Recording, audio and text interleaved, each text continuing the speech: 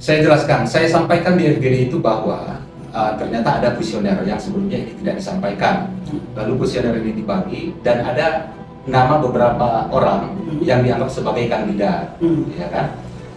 Saya menyampaikan ke panitia bahwa tidak tepat membandingkan antara kepemimpinan, saya sebut saja, antara kepemimpinan Bupati SP, Bupati OPH, kemudian SP dan DP. Tidak tepat membandingkan. Kenapa? Oke, kita akan menghadapi pilkada, tetapi jangan bermain-main dengan data di lapangan. Saya kira itu saja. Ya. Kalau memang ingin survei yang sesungguhnya, silakan saja, siapa saja, lakukan survei dengan metodologi yang tepat. Jangan ikut terlibat dalam penyebaran informasi yang tidak benar.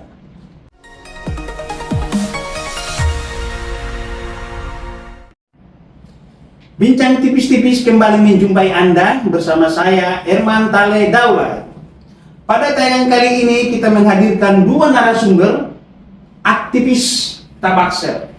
Satu, Adinda Sukri Pulungan, aktivis dari Kota Padang Sidimpuan. Kedua, Adinda Abdul Manap Harahap, aktivis dari Padang Lawas Utara. Karena narasumbernya dari Tabaksel, tentu kita akan mengiris tipis-tipis soal Tabaksel. Pada momen Pilkada serentak 2024 ini yang menjadi fokus perhatian, yang menjadi magnet luar biasa di medsos itu adalah, sebut sajalah katakanlah di sebuah grup bernama Sumatera Utara Bersaudara, itu yang menjadi dominan, yang menjadi sorot pusat perhatian itu adalah Pilkada Tabaksel. Untuk itu kita akan mengiris tipis-tipis soal Tabaksel. Kita mulai dari Adinda Sukri Pulungan. Apa yang terbentuk dalam pikiran Adinda soal Pilkada Tabaksel ini? Silakan tipis-tipis. Ya, terima kasih Bang Herman. Barangkali banyak yang belum mengenal saya. Meskipun saya disebutkan di awal tadi sebagai aktivis Padang Sidimpuan, tapi saya lahir dan tumbuh di Tapanuli Selatan. Dan secara genetik, secara DNA saya itu sebenarnya Tapanuli Selatan. Kenapa? Karena ayah saya itu berasal dari Aik Badak dan ibu saya berasal dari Desa Sialang yang merupakan bagian dari Tapanuli Selatan. Tabaksel banget itu. Iya. Dan pada saat ini, karena ini bincang tipis-tipis, ya saya kira tidak masalah. Biasanya saya hanya membahas mengenai kesehatan mental sesuai dengan bidang saya, bidang yang saya geluti dalam bidang ilmu psikologi. Tapi karena bincang tipis-tipis, saya kira tidak jadi masalah. Oke saja. Bicara mengenai politik agar gap antara akademisi atau universitas itu tidak terlalu jauh ataupun dapat mempengaruhi masyarakat ke arah yang lebih positif, khususnya masalah kesejahteraan masyarakat di Tapanuli Selatan. Oh, berarti Adinda seorang akademisi juga? Ya. Berarti dalam fenomena pilkada ini akademisi harus berdiri di tengah dong? Harusnya akademisi berdiri di tengah, tidak memihak ke salah satu calon. Kalaupun itu memihak ya sudah, itu pilihan masing-masing. Tapi idealnya tidak memihak. Memberikan data yang original ataupun yang asli sesuai dengan metodologi yang tepat. Karena dalam bidang riset itu penggunaan metodologi itu sangat urgen. Ketika metodologi tidak digunakan secara tepat, maka hasil yang didapatkan itu tentu saja tidak sesuai dengan kenyataan, dan ini yang terjadi di Indonesia. Ada istilah dalam penelitian itu fabrikasi data. Fabrikasi data ini yaitu kesalahan hasil penelitian, tetapi ini disebarkan dan ini banyak terjadi di Indonesia. Data menyebutkan bahwa 33% penelitian orang-orang Indonesia itu melakukan fabrikasi data atau data palsu. Memang kalau dilihat secara angka, 33% ini masih lebih kecil dibandingkan sisanya 67% yang tidak melakukan fabrikasi data. Tapi faktanya di lapangan, dari 33% ini, 80% penelitian kita itu dipegang oleh yang 33% ini. Artinya banyak kesalahan data yang ternyata dipublikasikan, dan ini bukan data saya. Tentu saja ini dari hasil penelitian yang sudah dilakukan. Kalau saya tidak salah judulnya How Many Research Fallacy, gitu ya. Berapa banyak kesalahan hasil riset yang disebarluaskan di Indonesia. Apakah Adinda dalam pencermatan Adinda ada potensi manipulasi di situ, data tadi itu? Sangat mungkin terjadi ketika penelitian itu tidak dilakukan dengan metodologi yang tepat. Ya, katakanlah ketika penelitian itu dilakukan dengan tidak penarikan sampelnya dengan cara yang salah, gitu ya. Kemudian menyebarluaskan, tentu saja ini kan menjadi penggiringan opini, padahal data yang dihasilkan itu tidak melalui metodologi yang tepat. Kurang lebihnya seperti itu, Bang. Apakah potensi seperti itu Adinda ada mencium aroma itu terjadi di tafsir? Ya, saya kira akhir-akhir ini ada informasi yang disebarluaskan bahwa 95% masyarakat Tapanuli Selatan tidak puas. Oh, coba tips-tips dulu. Menarik ini. Saya baca Ini tipis-tipis saja, Pak, ya? Ini saya baca di media ada itu ya, betul. Coba. Ini tipis-tipis saja. Ada FGD katanya, kalau nggak salah di Siripuan kemarin. Iya, dan saya termasuk dalam FGD tersebut. Nah, coba tips-tips dulu Dinda soal itu. Saya jelaskan mengenai FGD. FGD sebenarnya tidak ada masalah dan itu menjadi sesuatu yang baik. Ya. Saya merasa ketika diundang dalam FGD itu adalah sebagai forum bertukar pikiran dalam rangka mencari solusi yang tepat bagaimana meningkatkan kesejahteraan masyarakat di Tapanuli Selatan. Ya. Dan itu dibicarakan dalam forum FGD itu. Dan ini 80% saya kenal siapa yang berbicara itu dan latar belakangnya akademisi. Ya. Yang saya sayangkan adalah framing dari media yang menyatakan bahwa 95% masyarakat tidak puas terhadap kepemimpinan Tapanuli Selatan. Apa yang salah kalau memang di situ hasil salahnya di situ. Kembali saya sampaikan, Bang. Di awal saya sebutkan ada fabrikasi data. Data yang kurang tepat. Kenapa? Secara metodologis harusnya ketika membuat sebuah survei itu harus mewakili dari masyarakat Tapanuli Selatan. Di Tapanuli Selatan itu ada 15 kecamatan, ada berapa ratus desa. Ya harusnya sampelnya diturun ke lapangan. Nah, ini kan cuma yang pesertanya kan nggak ada masalah di sini. Nah, justru itu, Bang, makanya saya sebutkan bahwa hasil yang diterbitkan itu tidak melalui metodologis yang tepat. Nah, itu yang saya sesalkan. Kalau ingin merilis sebuah penelitian, maka lakukanlah dengan metodologi-metodologi yang sesuai dengan kaidah-kaidah ilmiah. Turun ke lapangan, buat kuesioner yang tepat, yang memang untuk mengukur, lalu publikasikan. Kenapa? Kuesioner ini kan harusnya diuji dulu dong. Harusnya diuji dulu kuesionernya apakah betul sudah mengukur. Katakanlah kalau yang dirilis itu kepuasan masyarakat. Indikator kepuasan masyarakat itu apa saja? Tentu saja kan ada ekonomi, ada pendidikan, ada kesehatan, dan yang lainnya gitu ya. Harusnya kan ini mencakup semua. Bagaimana yang dirasakan oleh masyarakat Tapanuli Selatan, kemudian inilah yang dipublikasikan. Bukan hanya dengan kuesioner berapa, dengan pertanyaan yang general, tidak spesifik, kemudian dirilis. Nah, ini kan memberikan data yang kurang tepat. Abang tahu, Indonesia itu negara tersopan kedua di seluruh dunia. Iya, Dinda. Ya. Indonesia itu negara tersopan di seluruh dunia, ramah, ya kan? Mudah berkomunikasi dengan sesama. Tapi jangan salah, Bang, Indonesia itu menjadi negara terendah dalam menciptakan hoax. Di Asia Tenggara, Indonesia itu menempati urutan paling akhir. Artinya perilaku kita di media sosial itu mencerminkan perilaku yang kurang baik. Nah, ini kemudian ini bisa bisa disebarluaskan, termasuk yang tadi ya, hasil penelitian yang tidak melalui kaidah-kaidah ilmiah, dan ini sampai ke masyarakat. Meskipun kemudian belum tentu masyarakat menerima hasil itu. Saya meyakini bahwa Tapanuli Selatan sebagai kabupaten yang sudah berusia kurang lebih 75 tahun, ini sudah matang secara politik. Sudah mampu melihat informasi yang benar dan informasi yang salah. Kenapa saya katakan demikian? Kolega kami menyatakan di Plaza 99 itu bahwa survei kepuasan masyarakat itu mengalami peningkatan, dan ini melalui metodologi yang tepat. Karena saya kenal betul, ya, saya kenal betul siapa yang melakukan survei, gitu kan, dokter ekonomi statistik, ya kan. Jadi melalui seleksi yang ketat, dan itu hasilnya menunjukkan bahwa kepuasan masyarakat itu ternyata meningkat dalam 3 tahun terakhir, gitu. Dan ini didukung fakta yang diterbitkan oleh Badan Pusat Statistik, di mana dalam 3 tahun terakhir angka harapan hidup itu naik, meskipun tidak secara signifikan, tapi itu dalam 3 tahun terakhir itu naik, trennya naik terus, gitu. Artinya apa? Saya mengatakan bahwa kepemimpinan bupati yang sekarang Saya kira kalau berdasarkan hasil survei Plaza 99 dan hasil yang dirilis oleh Badan Pusat Statistik itu sudah menggambarkan keadaan masyarakat Tapanuli Selatan.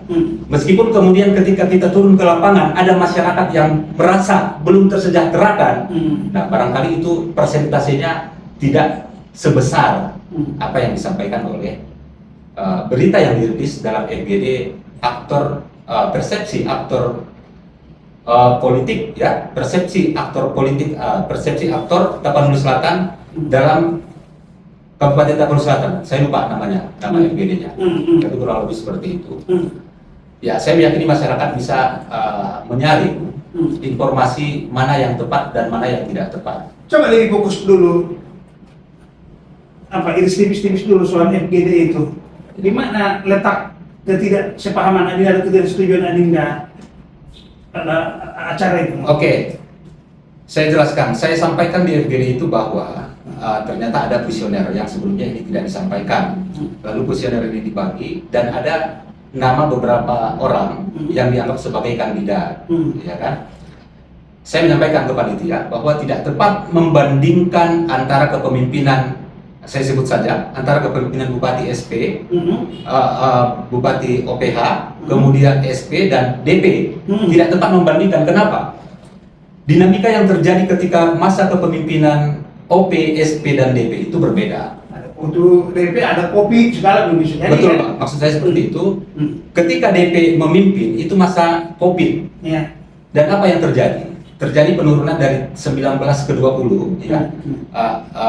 Terjadi penurunan berdasarkan data BPS, tapi 21, 22, 23 itu mengalami kenaikan. Kemudian perlu kita tinjau lagi bahwa dalam pemerintahan DP itu mendapatkan WTP, wajar tanpa pengecualian. Artinya apa? Penggunaan anggaran di Tapanuli Selatan itu sudah dilakukan secara tepat. Kalaupun ada ketidakpuasan, sebaik apapun pemerintahnya pasti ada ketidakpuasan. Tidak mungkin bisa menjangkau seluruh masyarakat secara total karena masalahnya juga terlalu kompleks. Ini tipis-tipis saja, Bang, ya. Saya sebenarnya ini sekedar sharing karena tipis-tipis ya. Oke lah, kita bicarakan itu. Di angka 90% itu apa yang salah menurut Adinda di situ? Sebenarnya tidak ada yang salah. Kalau disebutkan hasil FGD mengatakan bahwa 95% masyarakat tidak puas. Yang salah, maksud saya ketika ingin mempublikasikan data, gunakanlah sampel representatif yang menggambarkan ya dari masyarakat Tapanuli Selatan itu sendiri. Turunlah ke kecamatan melalui kaidah-kaidah ilmiah, metodologis yang tepat, yang ketat, sehingga data yang dipublikasikan itu tidak dipertanyakan oleh banyak orang. Katakanlah survei-survei nasional, ya. Survei-survei nasional sendiri itu melalui seleksi yang tepat, sampel yang representatif, itu masih memiliki margin of error. Ya, Bang, ya. Sering kita lihat kan ketika rilis lembaga survei itu ada istilahnya margin of error. Artinya potensi kesalahan yang terjadi ketika melakukan survei. Ya kan? Nah, data yang dipublikasikan, nah di sini kekecewaan kita sebagai akademisi, data yang dipublikasikan margin of error pun tidak ada. Ya. Langsung peserta itu aja. Iya, ini kan artinya penggiringan opini. Ya sudahlah. Saya kira seperti ini. Oke, kita akan menghadapi pilkada, tetapi jangan bermain-main dengan data di lapangan. Saya kira itu saja. Ya. Itu aja. Kalau memang ingin survei yang sesungguhnya, silakan saja, siapa saja, lakukan survei dengan metodologi yang tepat. Jangan ikut terlibat dalam penyebaran informasi yang tidak benar. Oke, terakhir ini kesimpulan Adinda terkait hal-hal demikian tadi itu, apa masukan dan pemikiran-pemikiran sumber dari Adinda? Ya, kegiatan-kegiatan diskusi itu mencerminkan bagaimana kepedulian masyarakat terhadap perkembangan Tapanuli Selatan. Saya tidak mengatakan FGD itu buruk, FGD itu sangat baik. FGD itu sangat baik bagaimana mengumpulkan informasi dari orang per orang melalui pengalamannya dan ini diformulasikan untuk mensejahterakan masyarakat. Saya sangat setuju itu. Dan saya, Bang, saya sebenarnya aktivitas kan di Jakarta, jadi kebetulan di Padang Sidikot sehingga saya mendapatkan undangan karena saya kenal betul panitianya dan panitianya juga yang saya tahu berintegritas, ya punya daya juang yang baik. Saya juga sering melakukan FGD di berbagai kementerian. Biasanya yang di framing itu adalah hasil FGD-nya. Oh, jadi coba dulu hasil FGD-nya apa, yang keluar apa, coba ini terakhir benar ini, coba. Ya. Karena ini hadir di situ. Yang dibahas apa, yang muncul apa, coba dulu. Ya, saya saya agak sedikit kecewa karena yang di framing itu adalah hasil, ya, hasil kuesioner yang dibagikan pada saat itu. Kecewa saya sebenarnya di situ karena itu tidak menggambarkan, sangat tidak menggambarkan kondisi yang real, tidak menggambarkan kondisi yang real dan berpotensi merugikan seseorang, ya kan? Sangat berpotensi merugikan seseorang. Menurut pendapat saya, akademis itu berdiri di tengah, menyampaikan fakta yang terjadi di lapangan yang sebenarnya melalui metodologi yang tepat, jangan melakukan penggiringan opini dan menyesatkan dengan data-data yang tidak benar. Oke. Kira itu. Oke. Nah, sebenarnya yang dibahas di FGD itu apa yang Anda tangkap? Sebenarnya judulnya itu bagus, Bang. Persepsi aktor lokal, ya. Persepsi aktor lokal terhadap kepemimpinan di Tapanuli Selatan. Artinya kan sebenarnya banyak yang perlu dielaborasi, ya. Banyak yang perlu dielaborasi. Bagaimana perkembangan di Tapanuli Selatan, baik dia dari sektor pendidikan, pariwisata, kesehatan dan lain sebagainya. Dan ini bisa kita tawarkan, ya. Kita tawarkan ke pemerintah sisi-sisi mana yang perlu dikuatkan. Apa yang menjadi kekurangan pemerintah, akhirnya kita bisa memberikan solusi untuk mensejahterakan masyarakat. Kata kuncinya adalah bagaimana mensejahterakan masyarakat itu. Saya kira itu, Bang. Oke, kita beri kesempatan dulu Adinda Abdul Manarahap, aktivis dari Paluta. Di Paluta fenomena apa atau apa poin-poin yang Adinda ingin sampaikan soal pilkada di Paluta? Oh, terima kasih, Bang. Jadi yang ingin saya sampaikan sebagai pemuda Kabupaten Padang Laut Utara yang saat ini lagi kuliah di UIN Syarif Hidayatullah, dan tentu saya sebagai pemuda harus ikut andil dalam mengikuti perjalanan politik Kabupaten Padang Laut Utara. Jadi saya sangat berharap sebagai pemuda yang mana kita itu adalah negara demokrasi, yang tentunya ketika muncul beberapa calon itu sangat baik. Berarti demokrasi di Kabupaten Padang Laut Utara berjalan dengan lancar. Dan saya berharap kepada siapapun yang berkontestasilah dengan cara yang sehat. Kalau bisa dihindarilah money politik. Dan sangat perlu diperhatikan menurut saya di Kabupaten Padang Laut Utara itu mengenai pendidikan yang sangat masih minim dijangkau, apalagi di pedesaan. Yang kedua itu mengenai akses jaringan internet. Saya sangat miris melihat di beberapa desa yang sangat terpencil itu masih belum bisa mengakses internet, dan itu mungkin menjadi PR besar terhadap siapapun yang nantinya menjadi bupati Kabupaten Padang Laut Utara. Yang ketiga itu adalah masalah infrastruktur. Jadi infrastruktur itu saya lihat itu tidak merata. Bahkan di kota saja itu masih banyak jalan-jalan yang berlubang begitu. Itu sangat berbahaya, apalagi sampai ke desa-desa. Jadi ketika infrastruktur itu tidak mendukung, tidak baik, berarti ekonomi itu juga tidak akan berjalan dengan baik begitu. Oke, soal Anda tadi bilang tadi dambaan Adinda supaya nggak ada kotak kosong berdemokrasi tunggu itu gimana tadi? Jadi kan hidupnya demokrasi itu berarti tidak melawan kotak kosong, berarti ada kontestasi. Kontestasi artinya ya ada calon yang muncul, bukan hanya satu orang. Dan calon itu menunjukkan bahwa istilahnya di Padang Laut Utara itu masih banyak tokoh yang ingin membangun Kabupaten Padang Laut Utara. Jadi harapan kami, apalagi saya secara pribadi, berharap dalam kontestasi pilkada 2024 itu bukan melawan kotak kosong. Oke, Adinda, closing statement dari Adinda. Ya, sebagai closing statement bincang tipis-tipis kita malam ini, Pak. Saya kira sebagai kabupaten yang sudah cukup matang, Kabupaten Tapanuli Selatan, kita terus mengapresiasi apa yang telah dilakukan oleh kepala daerah ataupun bupati-bupati Di Tapaksel yang memimpin khususnya Tapanuli Selatan, mulai dari Pak Ongku, dia sudah melakukan banyak hal ya. Ada legacy yang ditinggalkan, kemudian bagaimana Pak Sahrul, luar biasa perkembangan Tapanuli Selatan, dan bagaimana apa yang dilakukan oleh Doli Pasaribu, saya kira sesuatu hal yang positif. Mari kita apresiasi mereka. Kalaupun pilkada akan dekat, mari melakukan pilkada ini dengan damai. Kenapa? Karena kontestasi itu sementara, persaudaraan itu selamanya. Saya kira itu, Pak. Oke, ini dari mana? Ya. Kalau dari saya itu sangat berharap bahwa pilkada 2024 Kabupaten Padang Lawas Utara itu tidak melawan kota kosong. Oke.